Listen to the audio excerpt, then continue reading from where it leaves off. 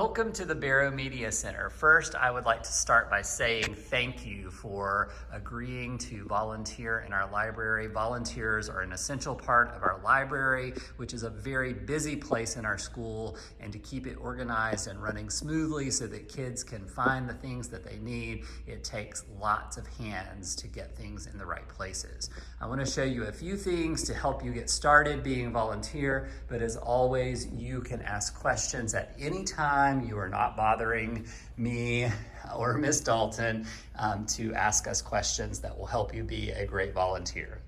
First, as you notice, there's this big green counter at the front of the library. When kids come in, they come to the corner of the counter here and stack their books in a stack to be checked in. Sometimes we can check them in as kids are coming in, but oftentimes a big class comes in and we just have to make a big stack of books that need to be checked in. This is the first step in returning books. So all you do is go to the computer that says check in already, and it has a cursor blinking in the box that says find copy. You flip the book over to the top right corner where there is a Barrow barcode. You scan the book, and then the book title will come up where it says most recently checked in. Now, a common mistake is that some books that were purchased at a store will have the store barcode on the back of the book as well as the Barrow barcode. If you scan that store barcode, it's going to say read the screen and it says not found. So all you do is go to the Barrow barcode, scan it, and then it will actually check that book in. And again, it will come up on the screen, the title will be there, and then you just keep doing that until all books have been checked in.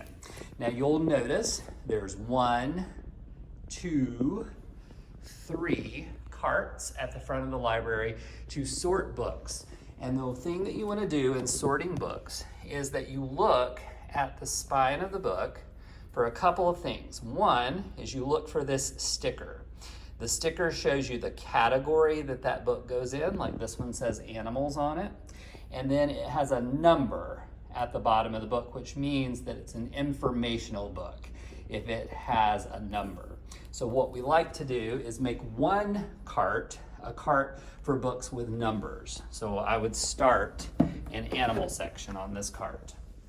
Then you'll notice, while we're talking about animals, that this book also is an animal book. But you'll notice that the call number is E instead of a number. E means everybody, which is another word for our picture book section of the library. So we would again start a new section. It would not go with this animal book because that's a different part of the library. It would be with the picture book animals. And then finally here is a realistic. There's that E. So that would also go in everybody. So I'm going to start a realistic section for that. You'll notice this card over here already has a book on it. It's a scary book, and it has an F. And F is our chapter book section of the library, and I'll show you those in just a moment. So you'll notice that sometimes this picture of a ghost or the picture of the animal paw print is on a lot of books, but the color of the sticker may be different. Like you noticed one animal was yellow, one animal was blue, and that's when you have to really pay attention to, does it have an E as the call number, an F as the call number, or does it have a number? E again means picture book, which goes here. Numbers mean information, which would go here. And then F is a chapter book, which would go here. So that's one of the big first steps of returning books, is checking them in and sorting them to get them ready to go back to the shelves. So I'm going to show you a few of the sections of our library that I just mentioned. One of them I said was chapter books. So that you'll see is hanging up above. And again, chapter books is books that are longer. They have lots of words, not many pictures, and they are going to have an F as their label on the spine. You'll see this is the fantasy section. So when you're returning books to that section, the first thing you want to look for is that sticker that's on the book. So all the fantasy books would go to the fantasy section. And then once you're there, you look at these 3 letters under the F and you put the books in alphabetical order by those 3 letters. That is the author's last name. So that's how most libraries are organized anyway. Our library is just broken down into smaller sections. So in chapter books, you'll see there's fantasy, there's a section called science fiction, there's a section called historical. Moving on around, we have realistic, we have humor, we have mystery, sports chapter books. Turning around, we have scary, and then rounding out the other section of chapter books is adventure. And again, within each of those sections, you're going to put books in order by the 3 letters, which is the author's last name. Moving on across the library, we have our picture book section, and this section, again, is organized in the same way. I'm not going to go around and name every section, but you'll notice those same stickers. So you can see here's another realistic section, but this one is green instead of blue because it is an E, everybody, picture book. So again, this section would be all of our picture books, books that have pictures and words to tell a story. And then right there is the picture book sign hanging up to help you. And then our other section of the library is over here, and this is our informational section, which will be books that have a number on the spine of the book. So like this section is around the world, you can see it has a 973. So when you're putting these books in order, you start with the number and you're putting things in number order. But if there are books that have the exact same number, and there will be, then you look at the 3 letters of the author's last name and put them in order by the 3 letters. But the number comes first. Now, with all that said, there are some sections of our library that don't really follow strict rules about order. One of the things that you'll notice is that we have a lot of bins that are clear with labels on them that are in different sections of the library. These are either series of books that are popular, or they're sections of the library that are so busy that it's really hard to keep them in any kind of order. So an example of that would be our ghost and mystery section, which is right here. So when you bring a book to this particular section, you'll notice that the whole section is in bins.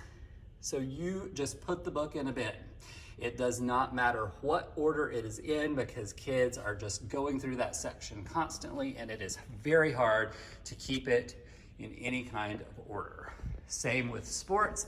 You'll notice that in our sports section, things are organized by the kind of sport. So the most popular sports have a bin, like football, basketball, baseball, soccer, and hockey. So any book that fits those categories, you just stick it in the bin and you don't worry about any kind of order. Now, anything that doesn't fit into those, a sport like swimming or diving or gymnastics, those go on the shelf, and those do go in number order. So there's just a few books in this section that you put in the actual order. Similar in our makerspace section, there are baskets or bins for origami and drawing and Legos and fashion and beauty. And so you kind of have to make a judgment call at some points about, what kind of book is this, and does it fit in one of these bins, or do I need to put it in order on the shelf? So if that's tricky for you, ask questions, or you could save those books for someone else to shelve if you're not really sure where they should go. Another section of the library that is very popular, and in this particular video you're going to see a lot more books in this section than you would normally see, is our graphic novel section. These are books that are in a comic format, so they have lots of pictures, they have speech bubbles, and kids love this kind of book. On one side of the graphic novel section, you will see it is entirely bins. And these are some of the most popular graphic novel series. So you just look at the title of that particular book and see if it fits in one of these sections. Like this one that I'm looking at right now says Hazardous Tales. You'll notice at the top of the book, it says Hazardous Tales. So you just put those books in that bin. Some of them will be a little more difficult to figure out. Like this one just says biography. So that means any graphic novel that is about a real life person would go into this particular bin. So some are a little trickier than others to figure out because they don't have a title that matches what the sign says necessarily. Now, for the other graphic novels that don't fit neatly into one of those bins, those are in order on the other side of the graphic novels. And again, this is way more books than you're ever gonna see in this section. We even have books up on the top because this is before books have gotten checked out for the year. But on this side, it just goes, all of these books are gonna say 741.5, but they are in order by the 3 letters of the author's last name. And so they go all the way down on the top, then to the middle shelf, all the way across, and then they come down to the bottom shelf and go all the way across in order. So that's kind of the main sections of the library, a little bit about how to put books in order. There will be things that don't follow the rules nicely, and over time you'll learn how to shelve those things and where they go.